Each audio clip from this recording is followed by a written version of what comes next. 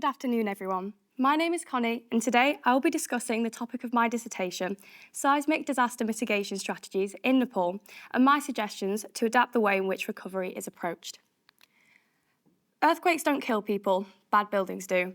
A well-known quote often thrown around within the discussion of rebuilding post-earthquake, but I want to challenge that statement. It's easy to highlight the lack of seismically stable infrastructure as the leading cause of death post-earthquake, which I'm not denying, but there are so many external factors, social, economic, environmental, that all play a role leading up to the tragic collapse of buildings, which we end up seeing on the news. In April of 2015, 7.9 magnitude earthquake Gorkha resulted in the deaths of over 8,800 people in Nepal.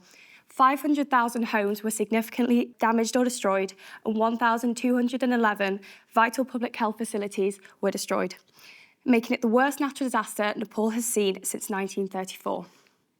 What followed was a monumental recovery.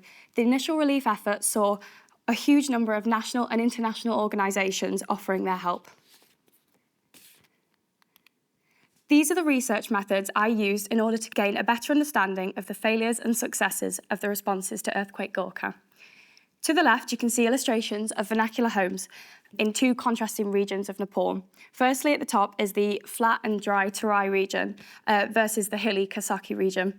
The potential to use local vernacular materials is often overlooked in favour of cheap and temporary structures like tents.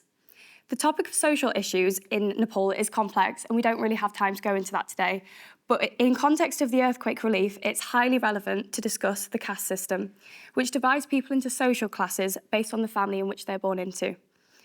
Evidence of caste-based discrimination in the amount of monetary aid given to households in the aftermath of the earthquake was unfortunately found. A recurring criticism of the 2015 earthquake was the lack of community involvement at all stages of the disaster response and the need for a Nepali-centric approach which recognises the varied context and unique culture of Nepal. I then conducted an interview with Steve Topham, who worked in the Nepal Health Centre programme after the earthquake, retrofitting two major health centres. Topham highlighted the significant cost-cutting that occurs in Nepal in the construction industry, posing a risk of structural collapse during earthquakes, such as the phenomenon of pancaking, where multi-storey buildings experience pounding, resulting in floors falling through onto each other. Temporary to permanent designs was also a big topic of our conversation, making me question, how can we improve disaster relief and consider the future from day one of recovery? So these are the summary of some of my findings. Firstly, a hierarchy of needs is always established, but often long-term and sustainable solutions are overlooked in favour of quick and cheap ones. The caste of an individual in Nepal ultimately impacts the treatment they receive from the government due to in-group biases. Using locally available materials and vernacular methods may save money and time and often results in more passively ventilated and climate-controlled dwellings. Rebuilding with the community at the core of the approach will result in a much better suited strategy that will be maintained by people far into the future. This is the current disaster response model that is typically applied after major events such as this earthquake.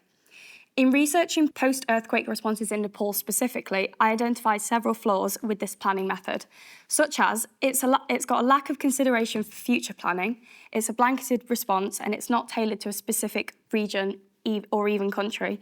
There's little consideration for community-based bottom-up approaches. I feel this model could be improved to benefit people long after the disaster event has occurred. Ultimately, the findings have led me to conclude these four things are the key pillars to a successful earthquake response. Number one, establishing priority. Nobody can argue that that isn't done currently, with hospitals and shelter at the top of that list. But I believe that the reconstruction of schools and schools and religious monuments should follow closely behind, not left until years later, which in turn will keep community values and aid with the recovery. This links to the importance of integrating cultural context right from the start, such as considering how the caste system may play a role in aid distribution.